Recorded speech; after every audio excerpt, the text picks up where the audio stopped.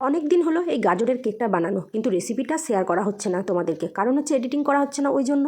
তো চলো আজকে সেটাই শেয়ার করি তোমাদের সঙ্গে। তো দেখতেই পাচ্ছ আমার দুটো ছেলে আছে, ওদের উৎসাহই কেকটা বানানো হয়েছিল, তাই ওরাই গাজরগুলো আমাদেরকে কুড়ে দিচ্ছিল। তো গাজরগুলো এদিকে করা কমপ্লিট হচ্ছিলো, আর এদিকে আমি ততক্ষণে কিন্তু কেকের ব্যাটারটা তৈরি করে নিচ্ছিলাম। প্রথমে হাফ বাটি চিনি নিয়ে নিয়েছিলাম, আর হাফ বাটি মতন তেল নিয়ে মিক্সিতে প্রথমে ঘুরিয়ে নিয়ে চলে আসলাম। হ্যাঁ, চিনিটা তোমাদের স্বাদ মতন তোমরা কিন্তু একটু বাড়িয়েও নিতে পারো, কারণ আমি একটু অল্প চিনি খাই বলে অল্প দিয়েছিলাম। প্রথমে ওই অল্প চিনি দিয়ে তেলটা দিয়ে প্রথমে ঘুরিয়ে নিয়ে চলে আসলাম, তারপরে একটা ছোট্ট গ্লাস দই দিয়ে দিয়েছিলাম।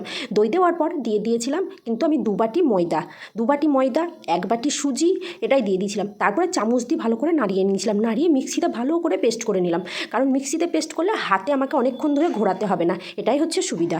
এখানে আমার মাখার জন্য পরিমাণ মতন যা দুধ লেগেছিলো আমি কিন্তু দুধ দিয়েছিলাম, আর সামান্য একটু নুন দিয়েছিলাম, আর দিয়ে দিচ্ছিলাম চকলেট পাউডার, ওটা আমার ঘরে আনা ছিল তো ওটাই দিয়ে দিয়েছিলাম। তারপর দেখতেই পাচ্ছ ভালো করে গুলিয়ে নিয়ে চলে এসেছি, এসে একটা বাটিতে ঢেলে নিলাম। এবার বাটিতে ঢালার পর যে গাজরটা কুড়িয়ে রাখলাম সেই গাজরটা দিয়ে দিলাম, আর দিয়ে দিয়েছিলাম ওই এক প্যাকেট ইনো কেটে। তারপর ইনোটা দিয়ে দুটো দুধ দিয়ে ওটাও ভালো করে মাখিয়ে নিলাম, আর দেখতেই পাচ্ছ কীরকম ঘনত্বের আমি করেছি। তারপর এখানে বাটিটায় একটা কাগজ কিন্তু সাইজ করে কেটে নিয়েছিলাম, এটাও কিন্তু আমার ছেলেই কেটে দিয়েছিল। তারপর ওই কাগজটার উপরে সাদা তেল ব্রাশ করে নিলাম, এবার ওই বাটির মধ্যে দিয়ে একটু ট্যাপ ট্যাপ করে নিলাম। তারপর কিন্তু আমি একটা কড়াইয়ের স্ট্যান্ড বসিয়ে দিয়েছিলাম, আর কড়াইয়ের স্ট্যান্ড বসিয়ে বাটিটাকে বসিয়ে দিয়েছিলাম। ওই 10 মিনিট কিন্তু একটু হাই হিটে রেখে দিয়েছিলাম, আর আমি মোটামুটি আধ ঘন্টা পর একবার খুলেছিলাম, খুলে ওপর থেকে দেখতেই পাচ্ছ কিছুটা চাল মগজ ছিটিয়ে দিচ্ছি।